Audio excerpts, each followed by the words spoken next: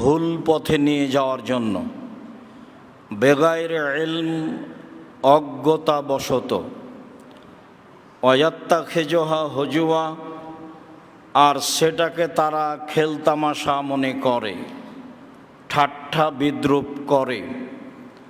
লাহুম আযাবুম মুহিন, অবশ্যই তাদের জন্য রয়েছে অপমানজনক শাস্তি। অত্র আয়াতে 1 নম্বরে যে কথাটি রয়েছে তা খেলতামাশা, বাদ্যযন্ত্র মানুষ ক্রয় বিক্রয় করে, তার 1 নম্বর লক্ষ্য উদ্দেশ্য হচ্ছে মানুষকে ভুল পথে নিয়ে যাওয়া, যার বাস্তবতা আপনাদের কাছে আছে। 2 নম্বর হচ্ছে এই কাজ অজ্ঞ মানুষেরাই করে, শিক্ষিত জ্ঞানীগুণী মানুষেরা করে না। 3 নম্বর হচ্ছে এটা হচ্ছে মজাক, ঠাট্টা, বিদ্রূপ করার একটা বড় মাধ্যম। খুব ভালোভাবেই আপনাদের অবগতিতে আছে, যখন ব্রাজিল পরাজয় হলো এবছরের খেলায়, তখন আর্জেন্টিনার বক্তব্য, কথাবার্তা, আরও যা আছে সময়ের গতিতে। আল্লাহ তাআলা বলেন এদের জন্য রয়েছে অপমানজনক শাস্তি।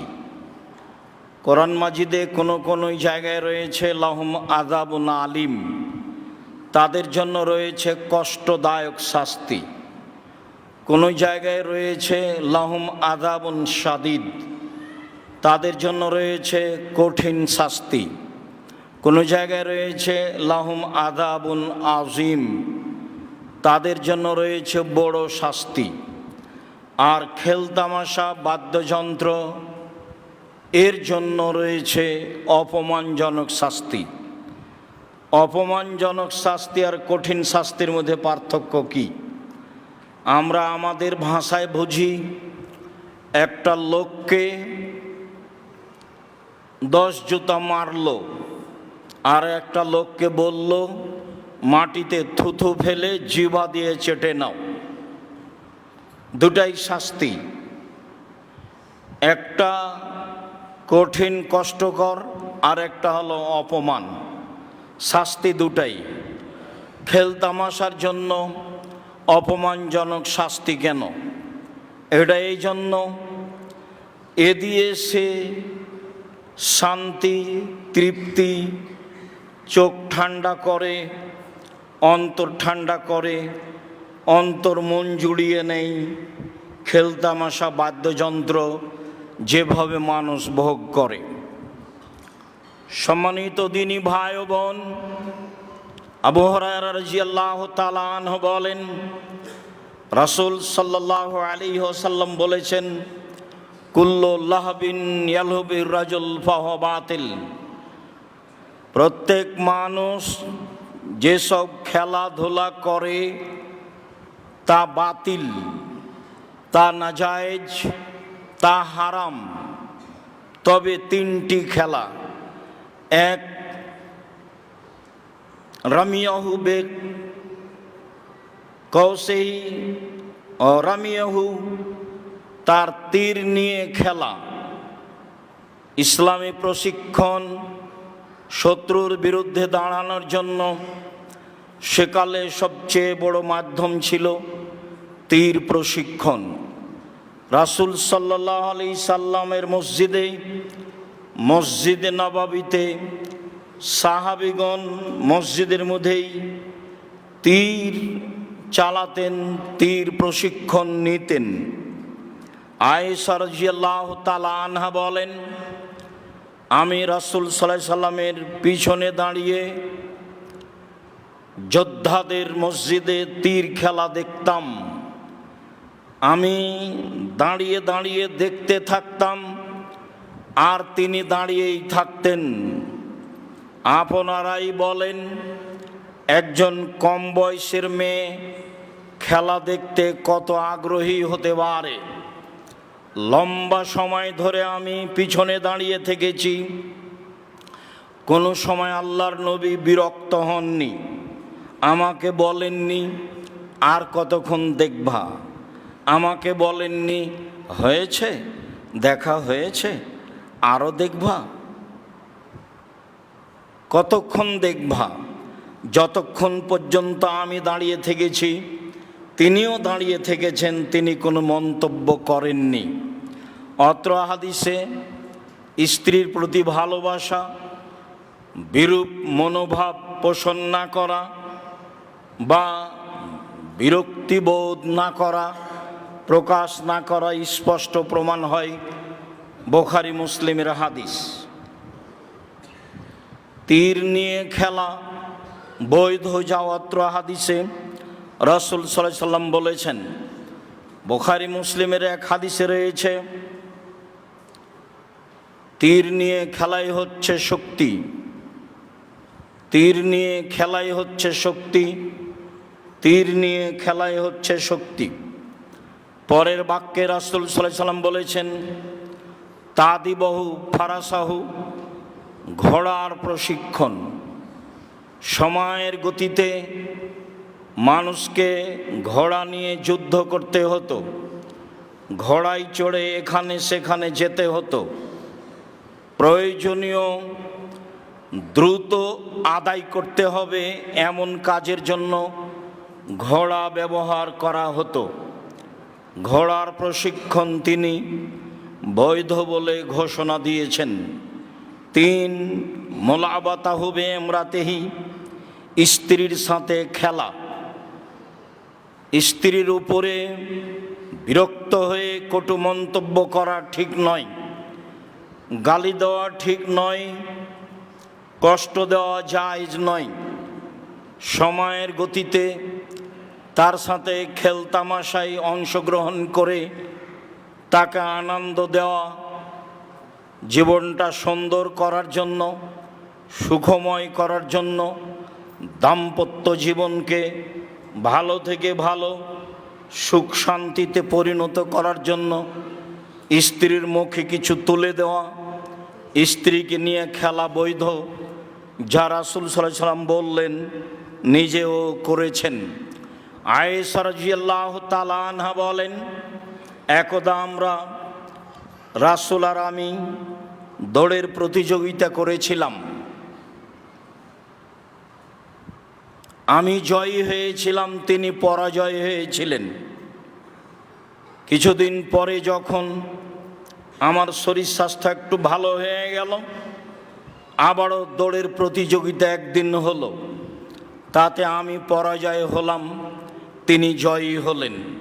তিনি বললেন, আয়েশা, এই যে এইটা হলো সেইটা, তুমি একবার জয়ী হয়েছিলে, আমি পরাজয় হয়েছিলাম, এবার তুমি পরাজয় হয়েছ, আমি জয়ী হয়েছি। হাদিস সহিহ আবু দাউদ। সম্মানিত দিনী ভাই বোন, যারা দেশ বিদেশে অবস্থান করেন, খেলতামাশা নিয়ে ব্যস্ত থাকেন, তাদের জন্য জরুরি কথা। রাসূল সাল্লাল্লাহু আলাইহি সাল্লাম বলেন, কুল্লু লাহবিন ইয়ালহুবির রাজুল ফাহুয়া বাতিল। পৃথিবীতে যত খেলা আছে সবই নাজায়েজ, হারাম, বাতিল। আব্দুল্লাহ ইবনে দিনার বলেন, কুনতু মা আব্দুল্লাহ ইবনে উমর, আমি আব্দুল্লাহ ইবনে দিনার একদা আব্দুল্লাহ ইবনে উমরের সাথে ছিলাম। মাররা বিইমরাতিন তুগান্নি, তিনি একজন মহিলার পাশ দিয়ে যাচ্ছিলেন, যে মহিলা গান বলছিল। আব্দুল্লাহ ইবনে উমর বললেন, ইন্নাশ শায়তানা লাউ তারাকা আহাদান লা তারাকা হাজিহি, শয়তান কেউ যদি অন্যায় করছে বলে তাকে ছেড়ে দিত, অন্যায় তো করছেই, আমি আর তার সাথে কি থাকব। এই বলে যদি শয়তান কাউকে ছাড়ত, তাহলে এই মহিলাকে ছেড়ে দিত। কেন? এই মহিলাই নাজায়েজ হারাম কাজে মত্ত ব্যস্ত লিপ্ত। আবু হুরায়রা রাদিয়াল্লাহু তাআলা আনহু বলেন, রাসূল সাল্লাল্লাহু আলাইহি ওয়াসাল্লাম বলেছেন, আল আশারাতু শাররুন, নিশ্চয় খেল তামাশা, গান বাজনা, বাদ্যযন্ত্র খারাপ, জঘন্য, অনিষ্ট, হারাম।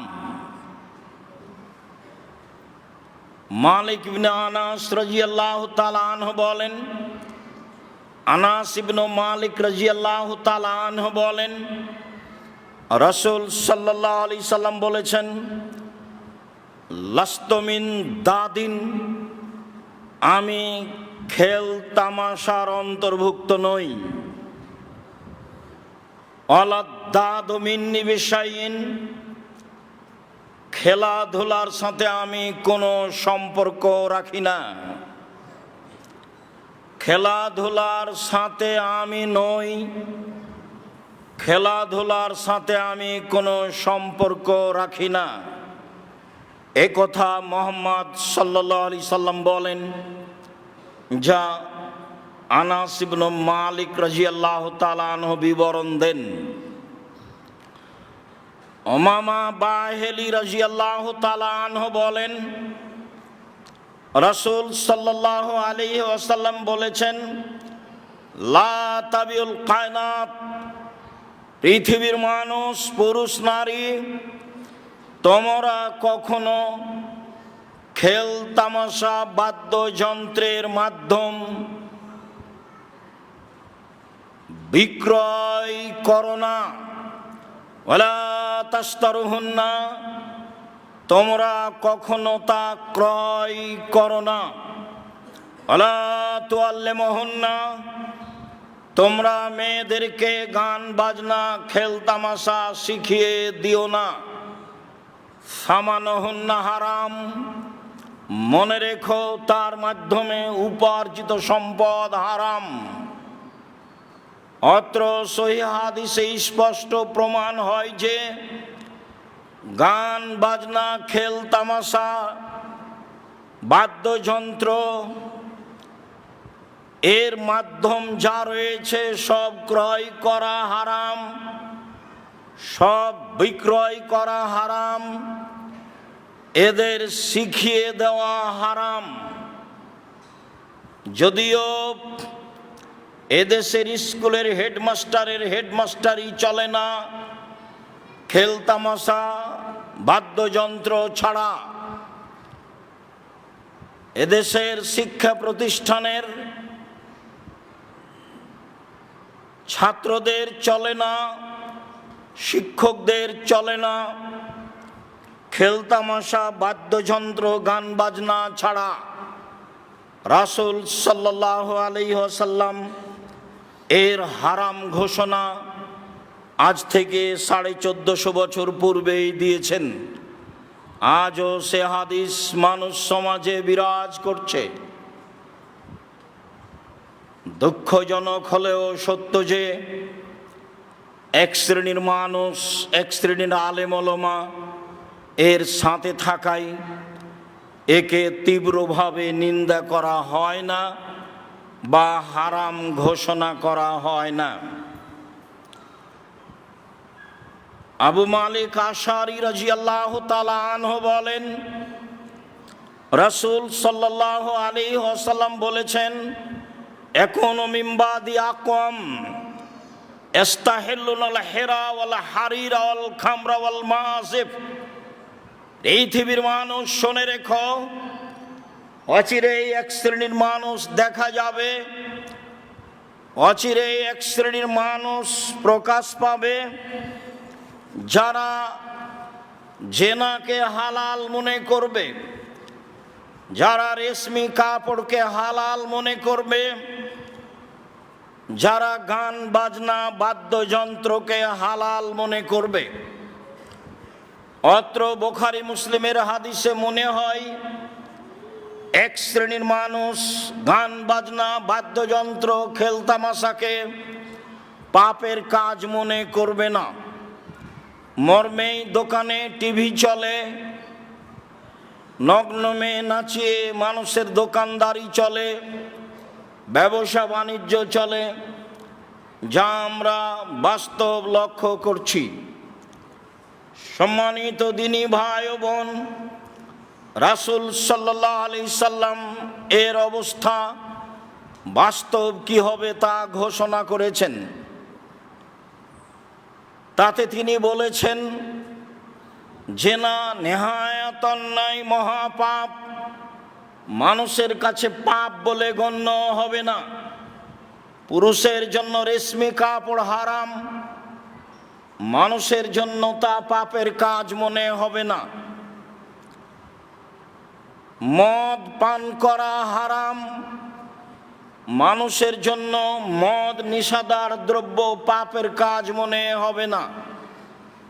গান বাজনা, খেলতামাশা, বাদ্যযন্ত্র মহাপাপ, মানুষের কাছে তা পাপের কাজ বলে মনে হবে না। একথা মুহাম্মদ সাল্লাল্লাহু আলাইহি সাল্লাম বলেন।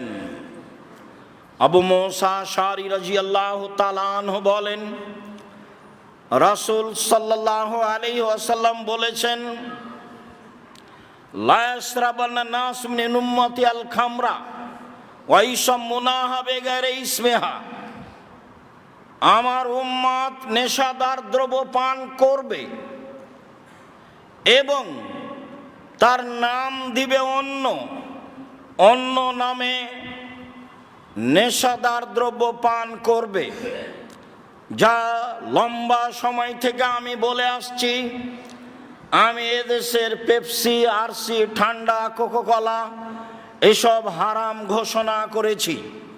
আমি কখনো তা পান করি না, প্রাণপণে চেষ্টা চালাই।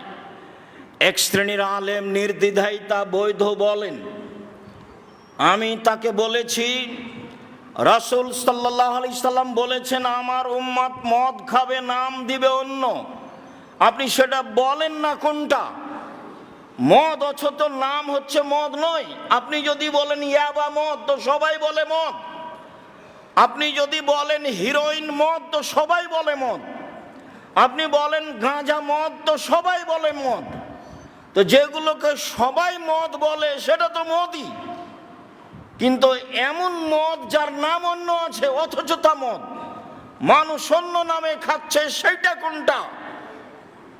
সম্মানিত দিনী ভাই বোন, রাসূল সাল্লাল্লাহু আলাইহি সাল্লাম বলেন, ওয়া ইউযাফু বিল মাযিব বিল মুগান্নিয়াত আল মাযামির।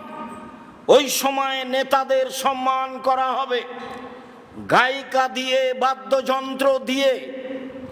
গায়িকা দিয়ে, বাদ্যযন্ত্র দিয়ে নেতাদের সম্মান করা হবে। যারা দলের বড় বড় নেতা, তারা যখন কোনো স্কুলে, কোনো কলেজে, কোনো অনুষ্ঠানে যায়, মেয়েদেরকে দিয়ে, নাচ দিয়ে, গান দিয়ে বিভিন্নভাবে তাকে সম্মান করা হয়। যা রাসূল সাল্লাল্লাহু আলাইহি সাল্লাম বলেন, তিনি বলেন, একসাফুল্লাহু বিহিমুল আরজা। এক সময় এদের উপরে ভূমিকম্প হবে, এরা মাটির নিচে চলে যাবে। ওয়ায়াজলু মিনহুমুল কিরদাতু ওয়াল খানাজির। আল্লাহ এদের করে দিবে শোর, শূকর, এদের করে দিবেন বানর। আল্লাহ এদের করে দিবেন শূকর, এদের করে দিবেন বানর। এক সময় আল্লাহ এদের করে দিবেন শোর, করে দিবেন বানর। সকালে থাকবে মানুষ, সন্ধ্যায় থাকবে মানুষ, সকালে হবে বানর ও শূকর, হবে হাদিস বুখারী মুসলিম। আমার আপনার বিবেচনার প্রয়োজন নেই, রাসূল সাল্লাল্লাহু আলাইহি সাল্লাম যা বলেছেন তাই হবে। সম্মানিত দিনী ভাই বোন, আব্দুল্লাহ ইবনে আব্বাস রাদিয়াল্লাহু তাআলা আনহু বলেন, রাসূল সাল্লাল্লাহু আলাইহি ওয়াসাল্লাম বলেছেন, লা ইউবাইয়াতান্না কওমিন মিন উম্মতি আলা তামিন ওয়া লাহাবিন ওয়া শারাবিন। আমার উম্মতের কিছু লোক খাদ্য পানি নিয়ে, গায়িকাদের নিয়ে, মদ নিয়ে, খেলতামাশা নিয়ে রাত অতিবাহিত করবে। তাদের কাছে থাকবে গান বাজনা, খেলতামাশা, নারী, মদ, এইগুলো নিয়ে তারা রাত অতিবাহিত করবে। ফায়াসবাহু, তারা সকাল করবে, তারা হয়ে যাবে বানর, তারা হয়ে যাবে শোর, তারা হয়ে যাবে বানর, তারা হয়ে যাবে শূকর। এ কথা আমি বলিনি, আমি একজন অনুবাদক মাত্র। রাসূল সাল্লাল্লাহু আলাইহি সাল্লাম এ কথাই বলেছেন, হাদিস বুখারী মুসলিম। সম্মানিত দিনী ভাই বোন, পরে ভুলে যেতে পারি, এখানে একটা কথা বলা থাকছে, মানুষ কেন হবে শোর, মানুষ কেন হবে বানর, হবে না কেন সাপ ব্যাং, হবে না কেন কুকুর শৃগাল? মানুষ হয়ে যাবে কুকুর, হয়ে যাবে শৃগাল, হয়ে যাবে হায়ানা। এই কথা আল্লাহ রাসূল কেন বললেন না? একাধিক দিন সময়ের গতিতে বলেছি, আজকেও বলে রাখছি। মনে রাখবেন, পৃথিবীতে একটা প্রাণী আছে যাদের হিতাহিত জ্ঞান নেই, যাদের বোধ শক্তি নেই। গরুর বোধ শক্তি আছে। গোবর যেখানে আছে সেখানে ঘাস উঁচু হয়েছে, সে ঘাস গরু খায় না, তার বোধ শক্তি আছে। যেখানে গরু জবে করা হয় সেখানে গরু যায় না, তাকে টেনে নিয়ে যাওয়া যায় না, সে একটা গন্ধ পায়, তার একটা বোধ শক্তি আছে। পৃথিবীতে একটা প্রাণী আছে যেটা শূকর, শোর, যার বোধ শক্তি নেই। মানুষের যেদিন বোধ শক্তি হারিয়ে যাবে, মানুষের যেদিন জ্ঞান হারিয়ে যাবে, এ কথা আল্লাহ রাসূল বলছেন, মানুষ জ্ঞান শূন্য হবে। মুসলমান হওয়ার পরেও, মুসলমানের সন্তান হওয়ার পরেও কিভাবে ও ব্রাজিলের পক্ষ নিয়ে পতাকা বাড়িতে উঠাতে পারে, তার গান বলতে পারে, তার পক্ষে দিন কাটাতে পারে, তার পক্ষে মারামারি করতে পারে? সেও যদি মানুষ হয় তাহলে পশুকে, সেও যদি মানুষ হয় তাহলে পশুকে। সম্মানিত দিনী ভাই বোন, পৃথিবীতে যত বাঙালি আছে আমার ভাষা বুঝে, তাকে আমি বলছি, আল্লাহ বলেছেন, বুঝেও বুঝে না যারা, অন্তর আছে বুঝে না, দেখেও দেখে না যারা, চক্ষু আছে দেখে না, শুনেও শোনে না যারা, কান আছে শোনে না, উলাইকা কালানাম, তারা পশু প্রাণীর মতো, তারা গরু ছাগলের মতো, তারা কুকুর শ্রীগের মতো, বালহুমাজাল, বরং তার চেয়েও খারাপ। ব্রাজিলের পক্ষ হয়ে, আর্জেন্টিনার পক্ষ হয়ে, ওরা ইহুদি, ওরা খ্রিস্টান। আল্লাহ বলেছেন, লান তারযা আনকাল ইয়াহুদ ওয়ালান নাসারা হাত্তা তাত্তাবিআ মিল্লাতাহুম। মুহাম্মদ সাল্লাল্লাহু আলাইহি সাল্লাম, ইহুদি আপনাকে কখনো মানবে না, খ্রিস্টান আপনাকে কখনো মানবে না। আপনি নিজেই ইহুদি হয়ে যান, তাহলে খুশি হবে। আপনি নিজেই খ্রিস্টান হয়ে যান, তাহলে খুশি হবে। কিয়ামত পর্যন্ত 1 মিনিটের জন্য ইহুদি খ্রিস্টান মুসলমানকে, নবীকে মানবে না, এ কথা আল্লাহ ঘোষণা করেন। আপনি কি করে তার পতাকা বাড়ির ওপরে ঝোলান? তখন আপনি মানুষ, আপনি পশু। আমি যদি আপনাকে পশু প্রমাণ করতে না পারি, আমি আব্দুর রাজ্জাক বিন ইউসুফ আজকের জুমার পরে জিন্দেগি তার কোনোদিন খুতবা দিব না। জাতির সামনে একাধিক দিন বলেছি, আজকেও বলছি, আমি মুসলিম চিররণবীর, মরণকে করি না ভয়, মরলে শহীদ, বাঁচলে গাজী, উভয়ই সমান। আমি এ কথা বলিনি, এ কথা আল্লাহ তাআলা বলেন, এ কথা মুহাম্মদ সাল্লাল্লাহু আলাইহি সাল্লাম বলেন। সময়ের গতিতে আপনাকে আরো বলবো ইনশাআল্লাহ। বলছিলাম, সম্মানিত দিনী ভাই ও বোন, আনাস রাদিয়াল্লাহু তাআলা আনহু বলেন, রাসূল সাল্লাল্লাহু আলাইহি সাল্লাম বলেছেন, ইয়াকুনু মিন উম্মতি কওমুন, আমার উম্মতে একুনো ফি মিন বাদি ফি হাযিহিল উম্মাহ খাসফুন ও মাসখুন ও কাসফুন, অচিরেই আমার উম্মতের উপরে বিপদ নেমে আসবে, অচিরেই আমার উম্মতের উপরে ভূমিকম্প হবে, অচিরেই আমার উম্মতের আকার আকৃতি পরিবর্তন হয়ে যাবে, শূকর হয়ে যাবে, বানর হয়ে যাবে, অচিরে হয়ে যাবে। কখন? এক, এজা সারেবুল খমরা, যখন তারা নেশাদার দ্রব্য পান করবে। 2, অজারাবুল মাসিফ, যখন তারা বাদ্যযন্ত্রে লিপ্ত হবে। ওয়াজাহারাতিল কায়নাত, মেয়েরা যখন নাচবে। আমার উম্মতে যখন খেলতামাশা, বাদ্যযন্ত্র প্রকাশ পাবে, যখন আমার উম্মতে মেয়েরা নাচ গানে মত্ত হবে, তখন এরা হয়ে যাবে বানর, এরা হয়ে যাবে শূকর, এরা হয়ে যাবে বানর, এরা হয়ে যাবে শূকর।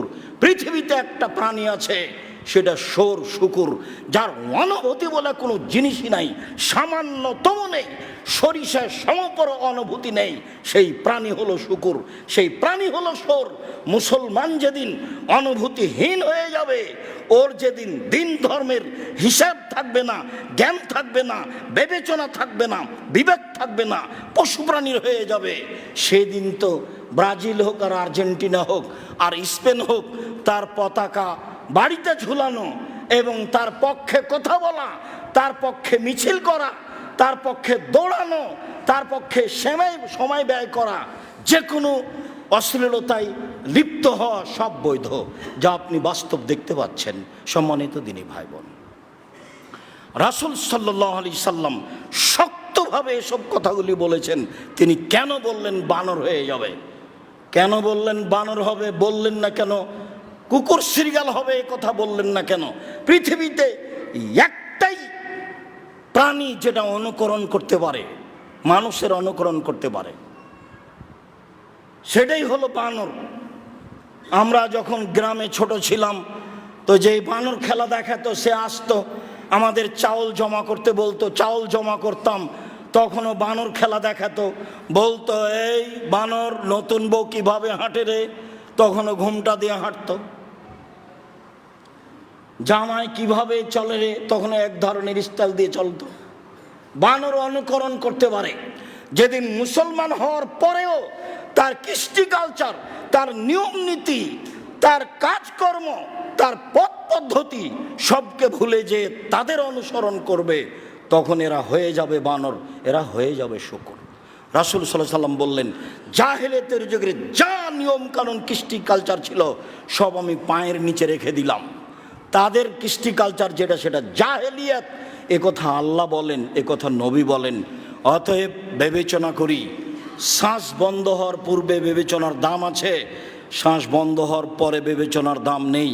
আল্লাহ তুমি বোঝার তৌফিক দান কর। আল্লাহুম্মা আমিন। আল্লাহুম্মা সাল্লি আলা।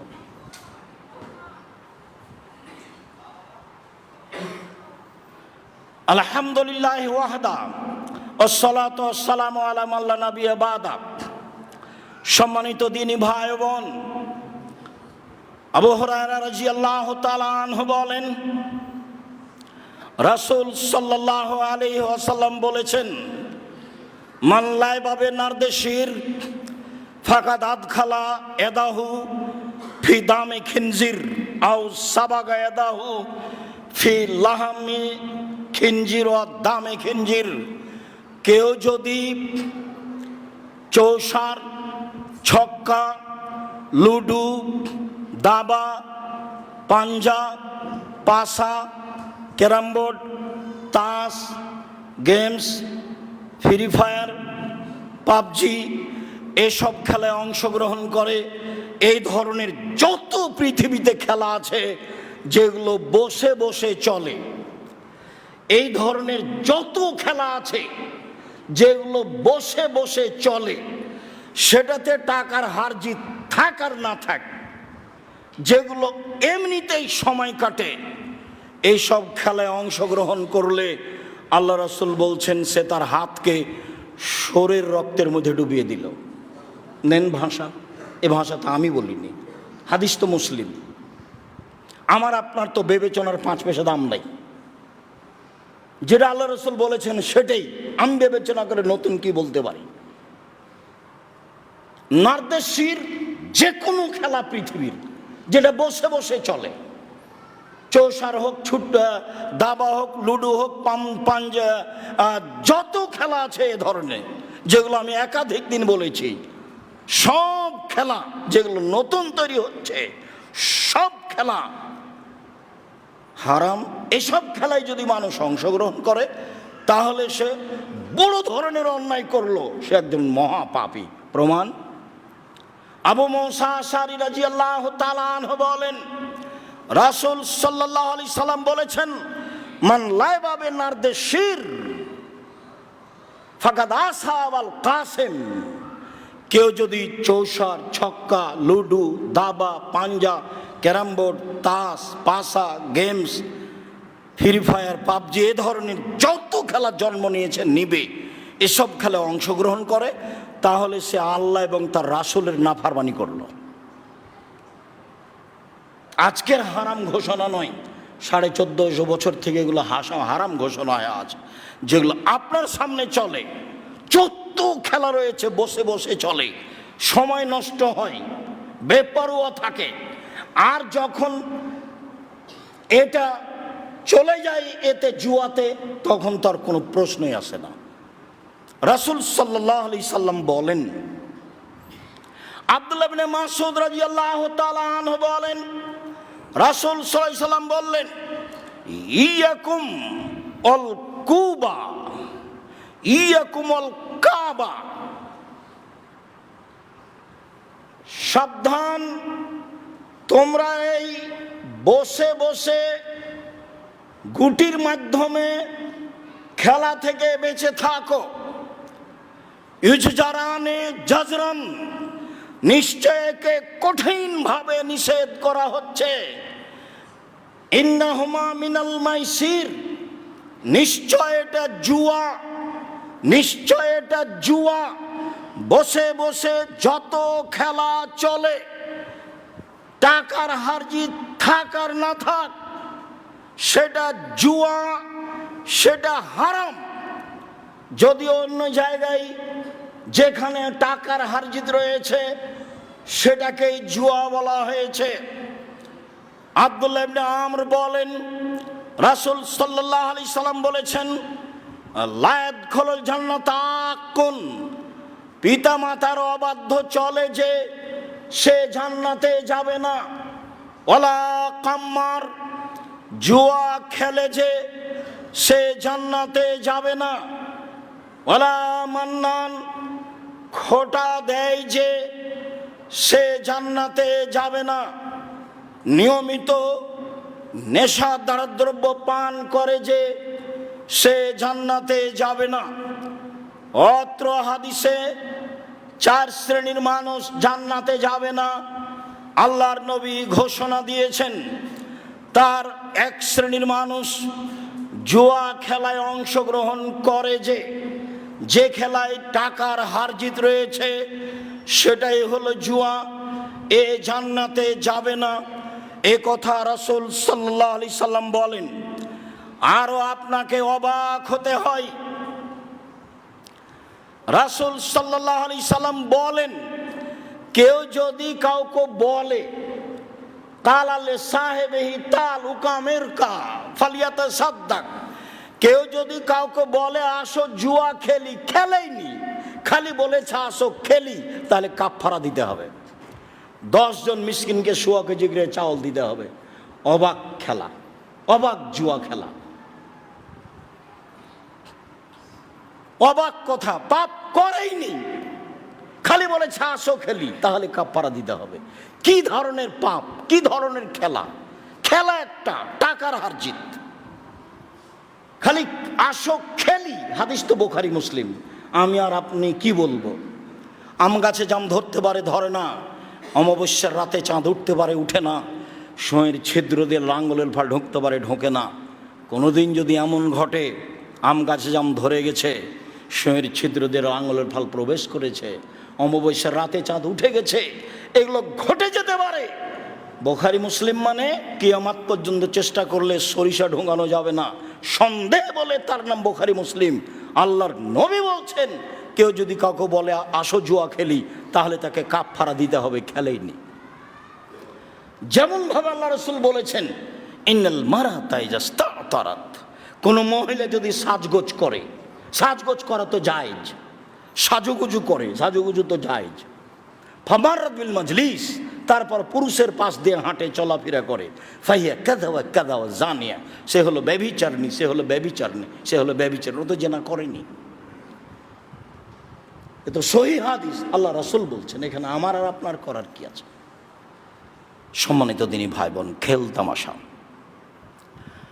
আব্দুল্লাহ ইবনে আব্বাস রাদিয়াল্লাহু তাআলা আনহু বলেন, রাসূল সাল্লাল্লাহু আলাইহি সাল্লাম বলেছেন, ইন্নাল্লাহ তাআলা হারামাল খামরা ওয়াল মাইসিরা ওয়াল কুবা, নিশ্চয় আল্লাহ তাআলা মদ, জুয়া, ডুবি, তবলা, ঢোল, ঢাক, সেতারা, দোতারা, একতারা, হারমোনিয়াম, যত ধরনের ঢোল ঢাক বাজনা আছে, বাদ্যযন্ত্র আছে, সব হারাম। যে ভাষায় আল্লাহর নবী মদ হারাম বলেছেন, সেই ভাষাতেই ডুবি, তবলা, ঢোল ঢাক, হারমোনিয়াম হারাম ঘোষণা করেছেন। যে ভাষায় তিনি জুয়া হারাম বলেছেন, সে ভাষাতেই তিনি ঢোল ঢাক, ডুবি, তবলা, হারমোনিয়াম, সেতারা, দোতারা, একতারা যা আছে পৃথিবীতে, যার নাম বাদ্যযন্ত্র, সবকে একসাথে ঘোষণা করেছেন হারাম। এ কথা আল্লাহ বলেছেন হাদিসে কুদসি। যা রাসূল সাল্লাল্লাহু আলাইহি সাল্লাম বলেছেন, একাধিক হাদিসে আমরা অবগত হচ্ছি। সম্মানিত দিনী ভাই বোন, আমরা খুব ভালোভাবেই জানি যে এই খেলার বর্তমান বিশ্বকাপের কি অবস্থা। 2022 সালে ফুটবল বিশ্বকাপ কাতারে অনুষ্ঠিত হয়েছিল।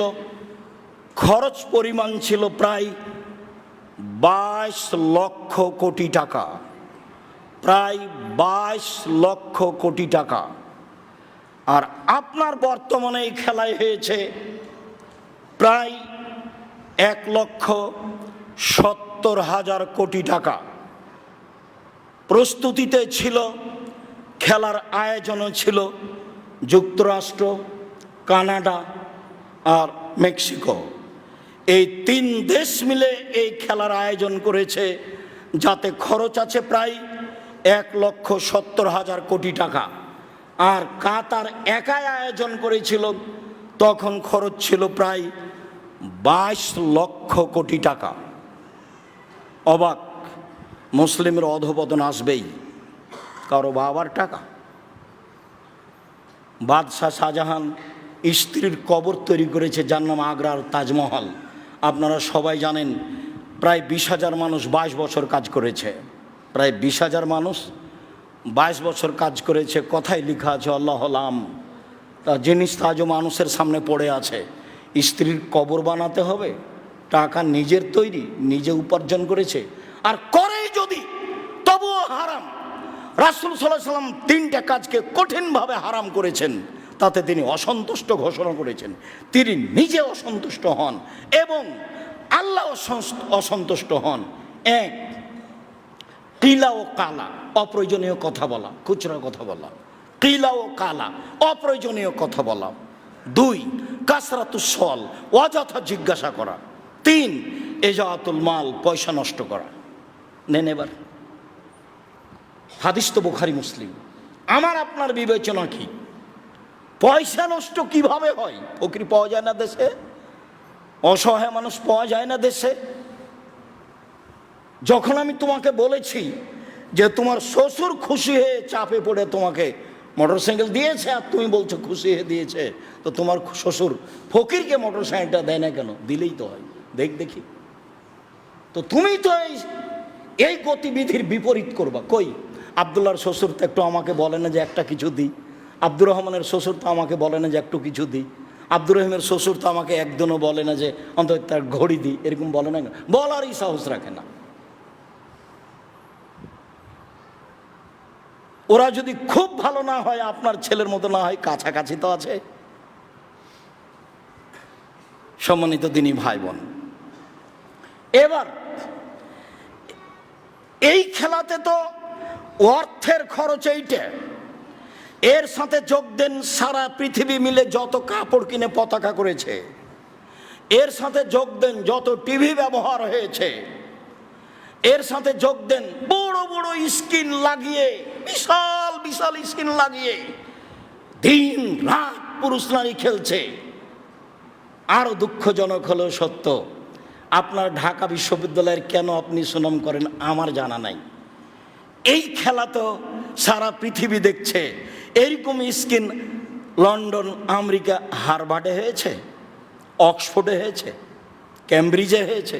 দেখেন, আপনি যে পশু, আপনি যে গরু ছাগল, আপনি যে হায়ানার মতো জীবনে আর একজনের বিরুদ্ধে থাকেন, সব সময় পশু প্রাণীর মতো দিন কাটান, হারাম খাদ্য নিয়ে চলেন, অপ্রয়োজনীয় কথা নিয়ে চলেন, তার প্রমাণ কে বলেছে? এটা আপনার বড় প্রতিষ্ঠান, আপনি বলেছেন, আমি কোনো দিন বলিনি। ওখানে তো আমি মারামারি দেখি, ওখানে তো আমি দলাদলি দেখি, ওখানে তো বড় স্কিনে নারী পুরুষ একসাথে লেগে আছে। ওটা দেখান দেখি। ওরা মানুষ নয়, ওরাই তো খেলাচ্ছে। বাজি লাগিয়েছেন আপনি, কত টাকা বাজি রেখেছেন আপনি ভালো জানেন। ব্রাজিল যখন, আপনার আর্জেন্টিনা যখন হেরে গেল, কতজন বাংলাদেশের মানুষ জীবন দিয়েছে আপনি জানেন। আমি তো এই পাতা পড়ি না, ওই পাতা আমি দেখি না।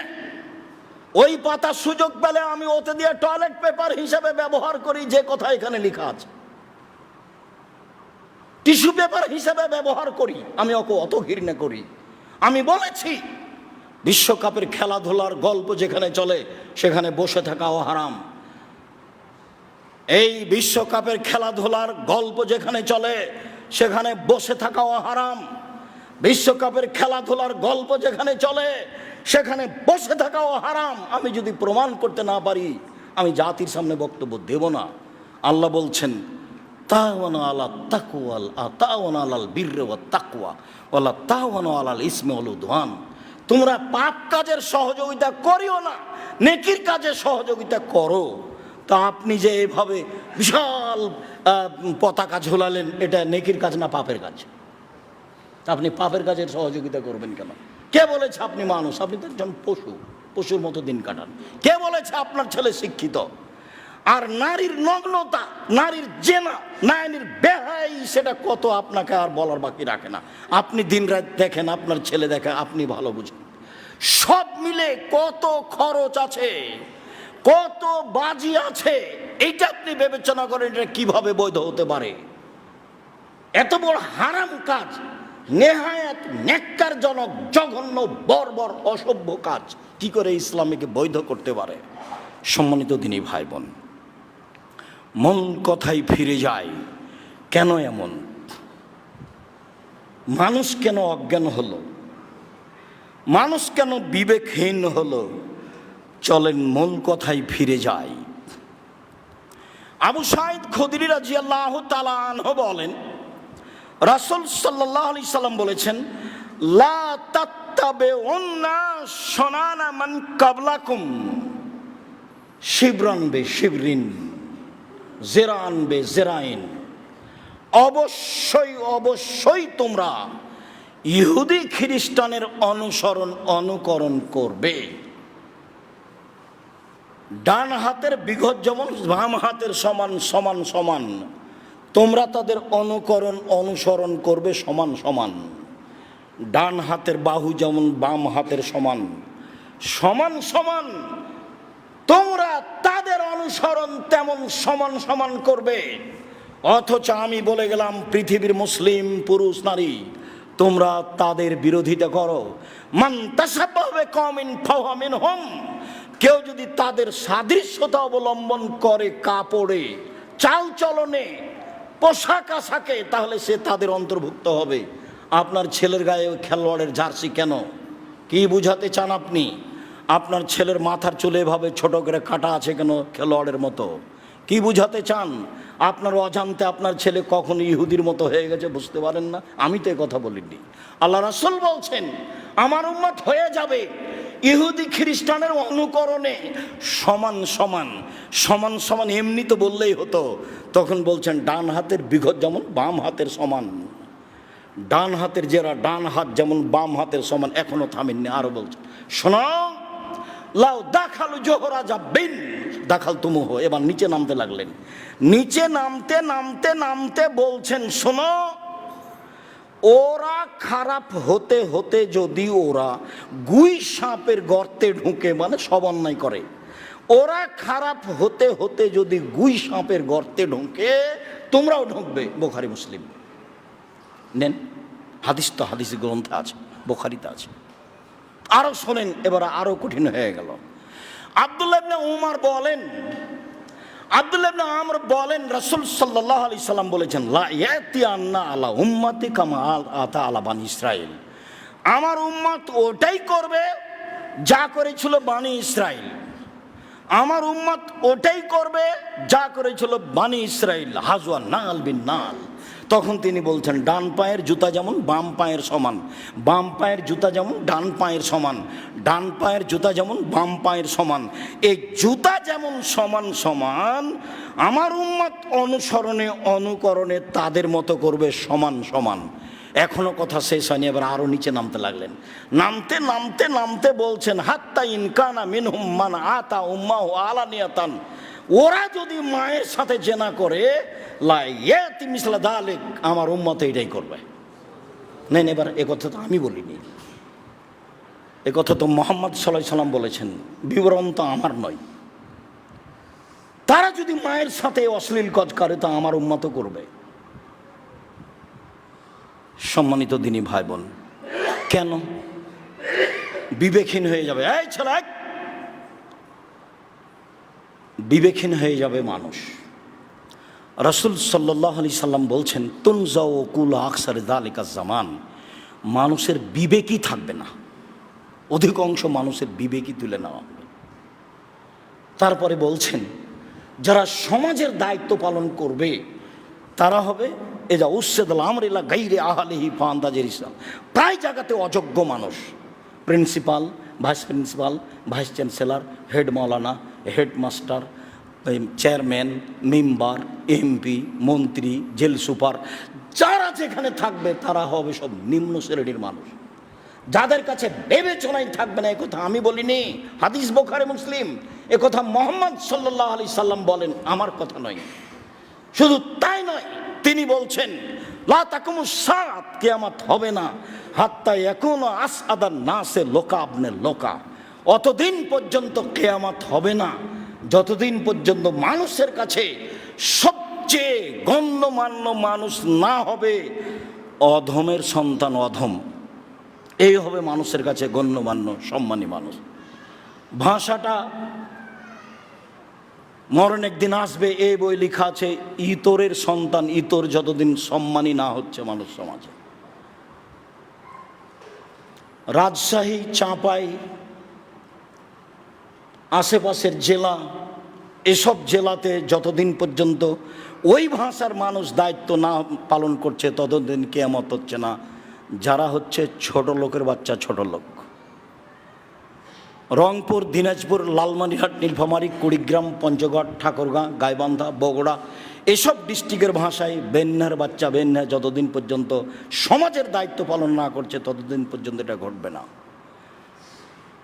মুন্সিগঞ্জ, মানিকগঞ্জ, নরসিংদী, নারায়ণগঞ্জ, গাজীপুর, ঢাকা, এসব ভাষায়, আমি ভাষাটা আর বলতে পারলাম না মানুষের সামনে, অমুকের পোলা, অমুকের পোলা অমুক, যতদিন পর্যন্ত সমাজের নেতৃত্ব না দিচ্ছে, অমুকের পোলা অমুক, যতদিন পর্যন্ত সমাজের নেতৃত্ব না দিচ্ছে ততদিন পর্যন্ত কিয়ামত হচ্ছে না, এরাই নেতৃত্ব দিবে।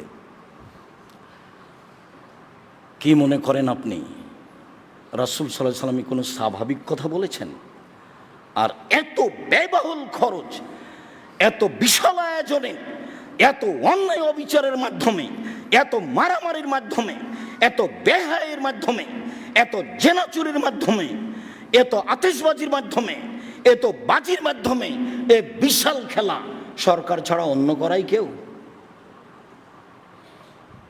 সম্মানিত দিনী ভাই বোন, মানুষের যেদিন বিবেক থাকবে না সেদিন মানুষ এরকমই করবে, এ কথা রাসূল সাল্লাল্লাহু আলাইহি সাল্লাম বলেছেন। বলছিলাম, খেলতামাশা, বাদ্যযন্ত্র সব হারাম, খেলাধুলা, গান বাজনা, খেলতামাশা, বাদ্যযন্ত্র সবই হারাম।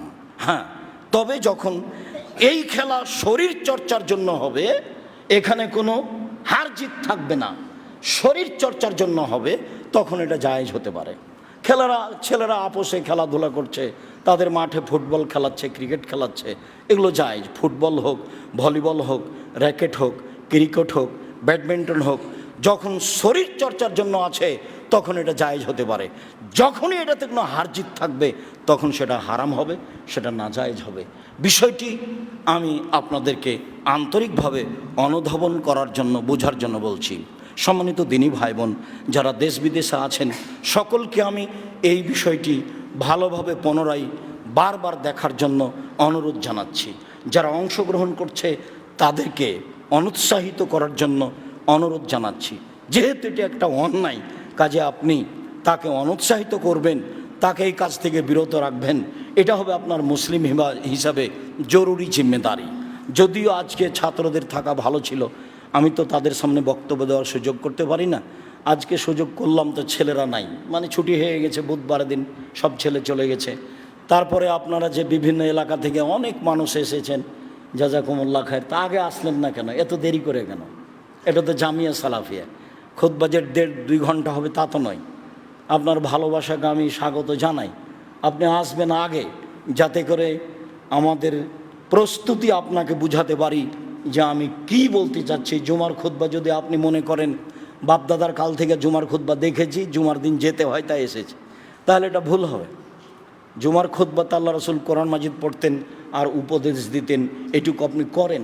সাথে সাথে আপনাকে আমি বলছি, আপনি আমার দিনী ভাই, আপনি আমার দিনী বোন, সব সময় আপনাকে আমি অনুরোধ জানাই, আমি একটা জিনিস আন্তরিকভাবে অনুরোধ জানাই, আমার দাবি রক্ষা করবেন। সেটা হলো একটু জামিয়া সালাফের জন্য দোয়া করবেন। শুধু এইটুকু কথা, আল্লাহ তুমি জামিয়া সালাফেকে কবুল করো। আমি মানুষ হিসাবে বলতে থাকি, আপনাকে বলার জন্য আমি আন্তরিকভাবে জানাই। যদি ওপরে কবুল হয় তাহলে কাজ সহজ, আর যদি ওপরে কবুল না হয় তাহলে কাজ কঠিন। এই জন্য আপনাকে আমি দোয়া করার জন্য আন্তরিকভাবে অনুরোধ জানাই। যাওয়ার সময়তে জামিয়া সালাফের পক্ষ থেকে যেসব বই পুস্তক পত্রিকা সব নিয়ে যাবেন, খালি যাবেন না। এই কথার জোরালো দাবি রেখে বলছি, আল্লাহ আমাদের যারা মারা গেছে তুমি তাদের কবরের শাস্তি মাফ করো। যারা এই জামিয়া সালাফের সাথে আন্তরিকভাবে সহযোগিতায় জড়িত, তুমি তাদের যারা মারা গেছে তাদের কবরের শাস্তি মাফ করো, তাদের কবরকে প্রশস্ত করো, তাদের কবরকে আলোকিত করো। তুমি তাদের ব্যবসা বাণিজ্যের নিরাপত্তা দাও, তুমি তাদের ব্যবসা বাণিজ্যে বরকত দাও। তুমি তাদেরকে এই পর্যায়ে নিয়ে যাও যাতে করে তারা সহজেই মানুষকে, অসহায় মানুষকে মূল্যায়ন করতে পারে, অসহায় মানুষকে মূল্যায়ন করে যেন তোমাকে সন্তুষ্ট করতে পারে। এই তৌফিক, এই সুযোগ তুমি তাদের করে দাও। যারা অসুস্থ বাড়িতে হাসপাতালে আছে তুমি তাদের সেবা দান করো, তুমি তাদের আরোগ্য দাও। আমরা যারা বেঁচে আছি তুমি তাদেরকে তোমার রাসূলের পদ্ধতি অনুযায়ী চলার তৌফিক দান করো। আমরা যেন তোমার সন্তুষ্টি নিয়ে দুনিয়া থেকে যেতে পারি। আমরা মানুষ, আমাদের ভুল ত্রুটি থাকতেই পারে। আমাদের দাবি তোমার দরবারে জুমার খুতবা শেষে পেশ করে আজকের মতো জুমার খুতবা এখানেই শেষ করলাম। আল্লাহুম্মা সাল্লি আলাইহি, আল্লাহুম্মা বারিক আলাইহি।